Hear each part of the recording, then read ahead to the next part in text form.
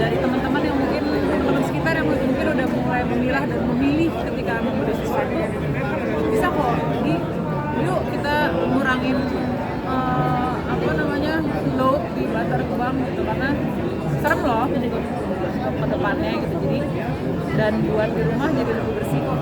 Mbak, selain sampah biasanya apa sih hal-hal yang Mbak kurangin dalam hidup gitu selain sampah? Misalkan kayak kalau dalam kehidupan tuh kurang tidur gitu harus dikurangin kayak gitu-gitu, atau misalkan temen yang rada-rada bawel gitu harus dikurangin dalam hidup. Nah, kalau Mbak sendiri apa sih yang perlu dikurangin dalam hidup menurut Kita Mbak? mungkin fokusnya ke sampah kali. Iya. Mungkin Nah, selain sampah apa aja sih Mbak gitu? Mbak ada yang lain nggak sih gitu? mungkin sampah aja kali Mbak, maksudnya sampahnya itu mungkin Mbak Dina gimana cara milahnya gitu kali ya, cara milah sampah plastik itu. Yang dikurang-kurangin yang negatif banyak, tapi hari ini aku fokus ke milih sampah.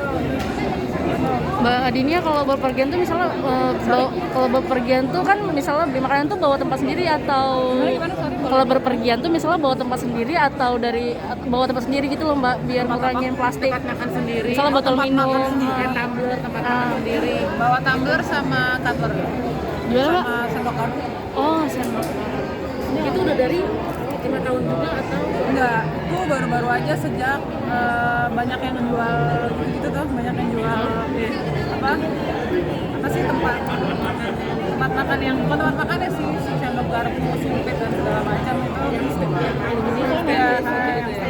Tapi kalau sedotan yang aku udah cukup lama.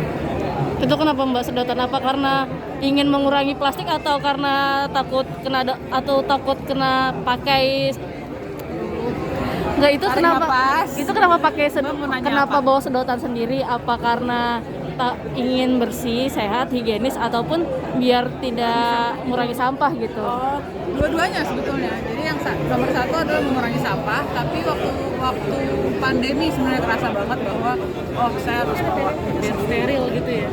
steril sih mungkin enggak ya, tapi ya buat sendiri aja gitu. Jadi nggak berbagi. Misalnya kalau ke pasar Mbak bawa wadah sendiri nggak Mbak? Kalau apa? Kalau ke pasar gitu kan belanja? Oh, belanja selalu bawa.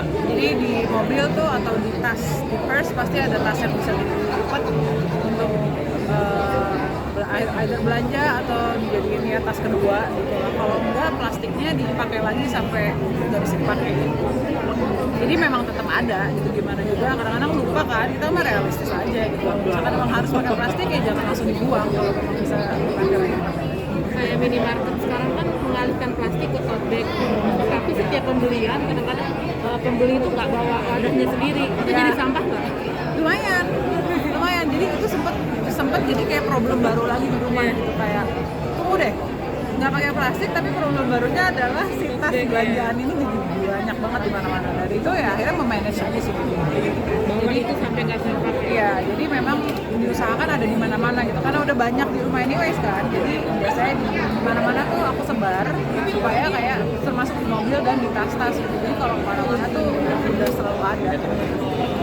Dan mau repot kalau kecil, belanjaannya kecil ya dibawa aja pakai tangan. Oke. Atau pakai kardus. Kawiranti, Kawiranti. Siapa itu? Kawiranti. Kawiranti.